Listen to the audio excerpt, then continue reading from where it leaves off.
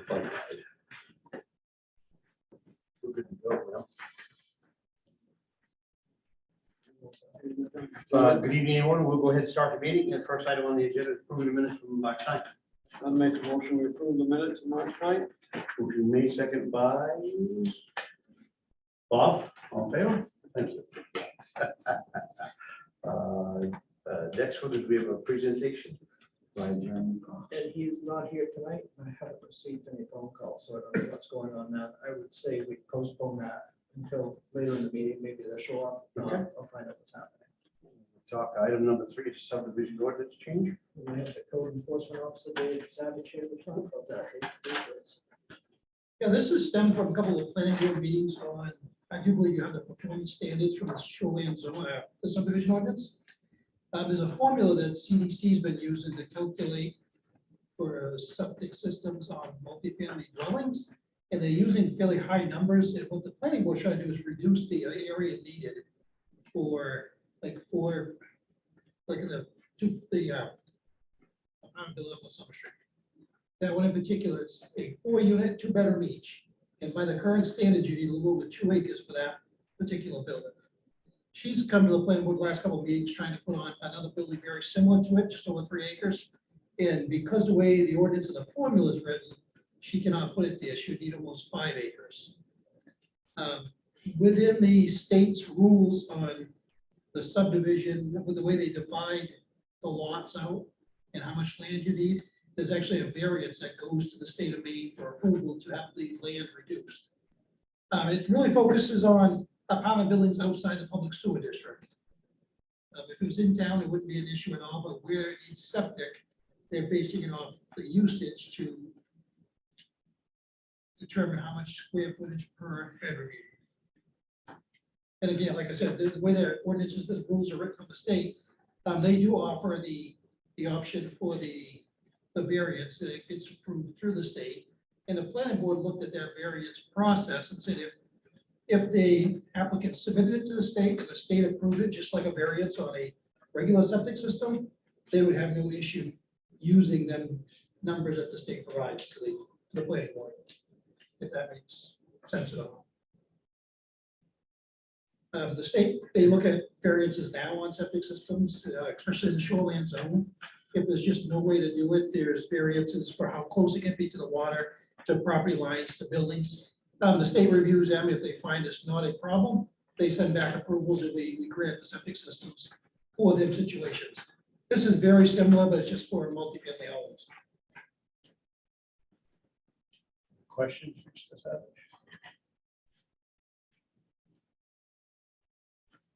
So, yeah, so they can only get a variance from the state if the town allows, if the town's ordinance would allow it.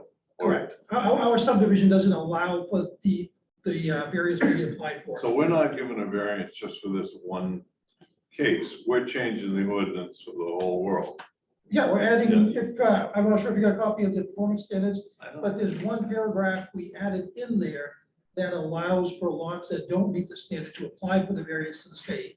If the state approves it, the planning board would use that as a guide to go by. So you're really adding terminology to the subdivision ordinance to allow that variance to be applied for. On? So is that any variance in regard to anything? No, it's just specifically for multifamily homes on lots that don't meet the size for the septic system. Just for septic systems? Correct. Can they give variances for other reasons? No, this is all through CDC, and that's the standard that forces the number of square feet per bedroom. So we'd go right back to the DEP Center of Disease, where they review the variances to approve it on whatever's there.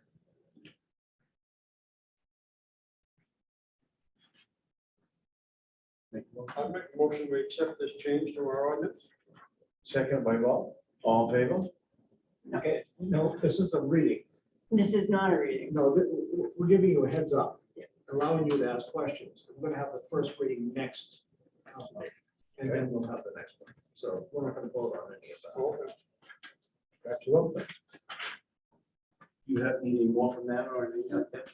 No, like I said, the planning board found this, and they thought it'd be a good way to try to get more buildings outside the public sewer district, because there's really no land within the sewer district that you can put a lot of 4-unit apartments on.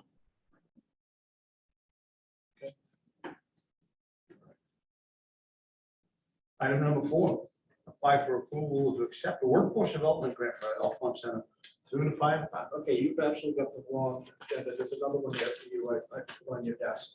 You're gonna disregard that. Yeah, there's one other item, number 4, it's gonna be sort of drug forfeiture money.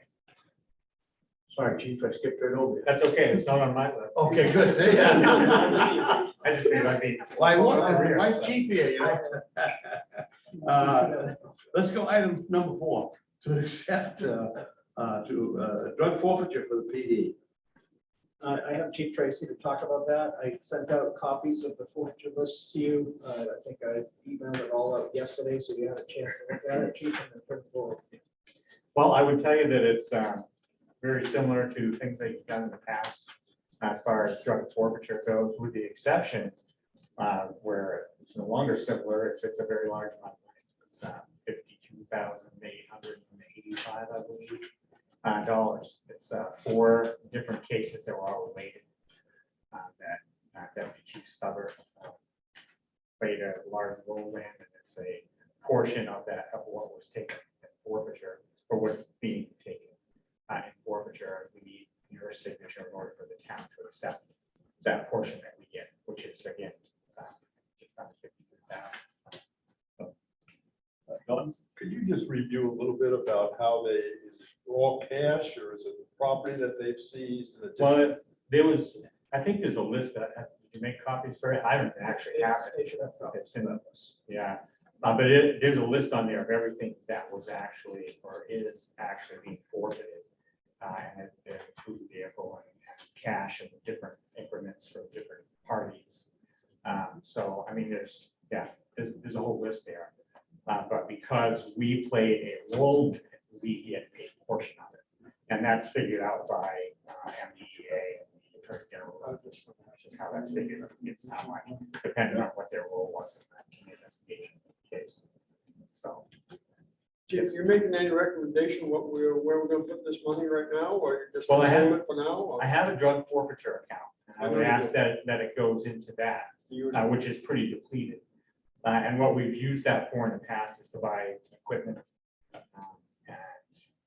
that kind of thing. We also pay, when we have grants, and there's a portion that we have to pay that comes out of that, Jack grants and those kinds of things. So, I mean, that's what we've used it for in the past. We've bounced a few things around. I've talked to Ella about a few different things. Not really sure exactly what we'd do with it all now, but it would certainly save the taxpayer some money on equipment that we wanted to buy in the future. Does that pretty much cover it, Ella? Yeah, I think the smartest thing to do at this point in time is just put it in the savings account. Leave it alone. And it gives us a chance to go and think about it. You know, if something comes up down the road, we've got a pot of cash, the police department that we can use, and we've used this money for the same exact thing. One of the items that the chief and I talked about was possibly a garage. You know, he's got cars scattered around outside and stuff. It would be nice at some point to get these things undercover. So that could give us the option to be able to do that. If it comes down to that, the council approves of it, the police department approves of it. So, you know, it opens up all kinds of opportunities. I make a motion, we accept this money and have it put aside for future consideration. Motion is made, second by Bob, all in favor? Thank you very much. Skip that. Yeah, oh, that's okay. I'm gonna run out the door though, because I got a school board meeting going on after, so they probably don't even miss me, but we'll see. Thank you very much, appreciate it. Have a great night. Walked out for something, so Okay. let's skip number 5, go to number 6, please, just for a second. Liquor license renewal, special news of pressing out. Oh, here's chief, sorry. Chief, we just skipped over you just for a second. That's okay. So we're gonna do a liquor license renewal, special amusement permit for the Pressing House. I make a motion, we grant their special amusement permit and the liquor license for Pressing House. All in favor? Chief, now we'll come back to you. Thank you. I have, Thank you, man. That was hard, wasn't it? I have a couple documents to be signed. Don't leave the room. We'll go right along. Right.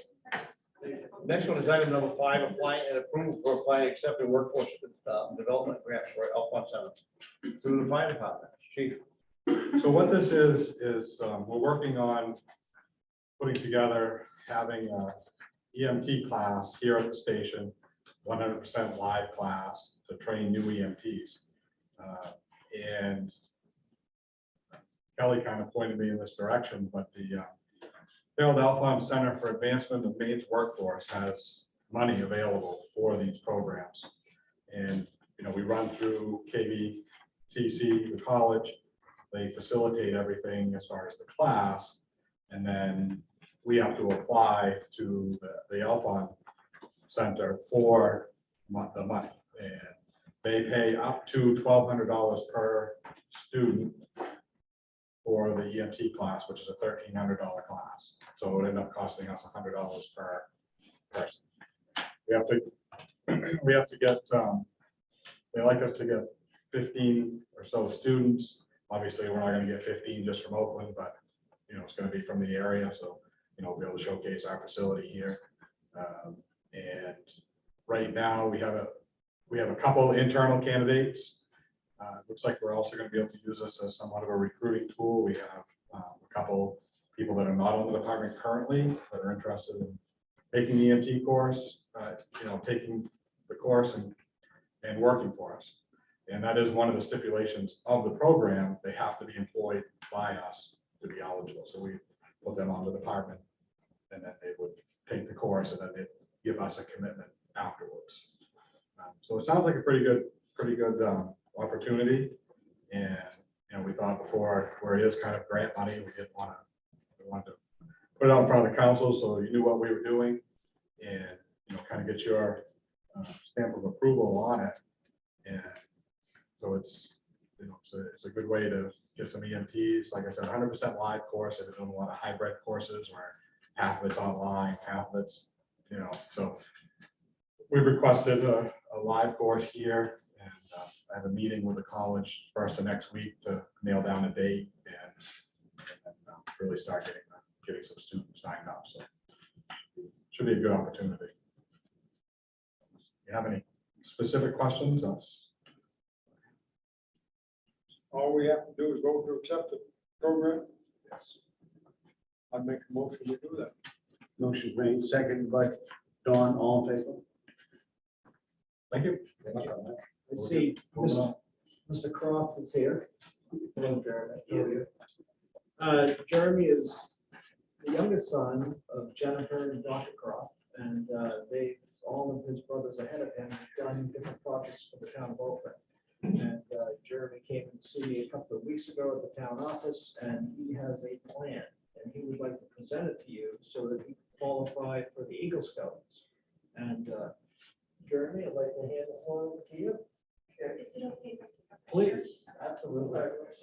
You can stand right here if you want. You can sit down wherever you feel comfortable. You can sit right next to me as well, so whatever you want. So I'm planning on just giving you an idea of building planters, sort of. I don't know if they're gonna replace the bikes in the city, but planters, flowers, decorative. I know there's not many decorations up front unless you're cracked wheels.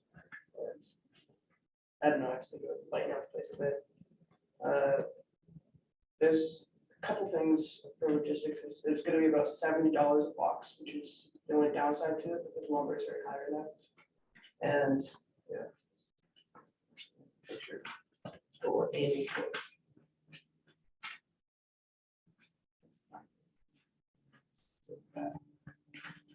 Let's see that. So a lot of the bicycles have lost their luster, and they're hard to keep the water in because the pots are so small. And Jeremy came in to talk with me, and we got thrown around some ideas, and I think that, you know, a location right out here at the store, the flower pot on each side of it will kind of spruce up this, couple of them down at the town office.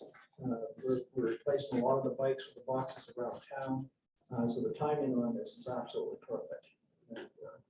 And his brothers have done a heck of a job with the benches that you've seen down at the Waterfront Park. They built benches for Pleasant Point Park. So there's been several projects that your brothers have done, and brought a lot of value to taxpayers, both in the journey's kind of following in the same footsteps.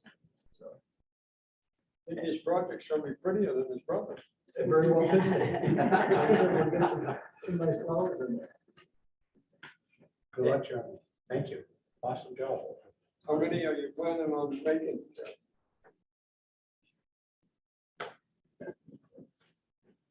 Mom could not be here, so this is my job as the family friend.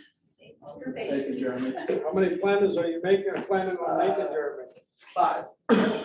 Great. Good luck on Eagles. Just 4 of them right here, and the 5th one will go up down someplace. I got all back. All right, thank you so much. So Jeremy, I'm gonna draft up a letter for you, okay, you're gonna need that for your legal stuff, so I'll have that ready for you probably by Monday at the latest. Is Okay? Well, I'm gonna do something on official town letterhead, like I did for your brothers, let them know that you did the presentation, the council has accepted your project, and you're gonna meet that, your next step. When you So is that gonna be on paper? It's gonna be on paper. When are you doing your presentation at the Eagles? For your Eagles, isn't that next week?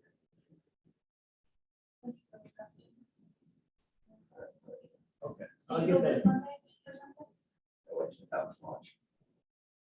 I'm I gonna- got Manchester. I'll get that done for you. Okay. Thanks for bringing it.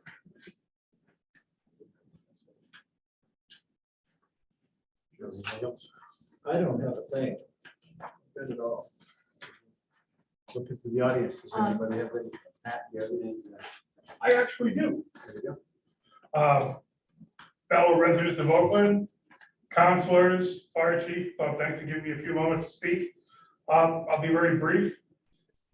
The agenda, we're off on the agenda tonight. Is it possible to get that updated like before the meeting? Because I did check the website. I actually rewatched a few meetings that I missed and I checked the agenda and I was ready to come down and we might get more people attending if. So you did have one item that wasn't on that agenda, and we can make sure that we go Well, and that, change it on the website. right, that was Kate coming to me yesterday. Yeah. That's what we changed. It's not a big deal, but it's just if you're asking for comments, that would be, Sure. I yield back my time. Thank you, everyone.